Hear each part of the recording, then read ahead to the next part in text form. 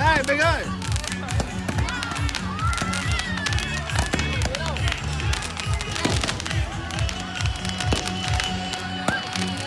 Hãy cùng hướng mắt lên bầu trời của Tam Trúc đêm nay. Làm Phong ơi. Để cùng chiêm ngưỡng màn bắn pháo hoa Làm. chào mừng lễ hội Trung thu năm 2025. Và đó cũng là cái kết trọn vẹn nhất, đẹp nhất của đêm nay.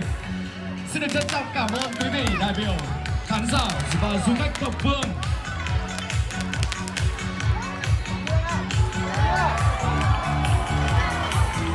Trời của Tam Trúc đêm nay để cùng chiêm ngưỡng màn bắn pháo hoa chào mừng lễ hội Trung thu năm 2025. Và đó cũng là cái kết trọn vẹn nhất, đẹp nhất của đêm nay. Xin được trân trọng cảm ơn quý vị đại biểu, khán giả và du khách thập phương.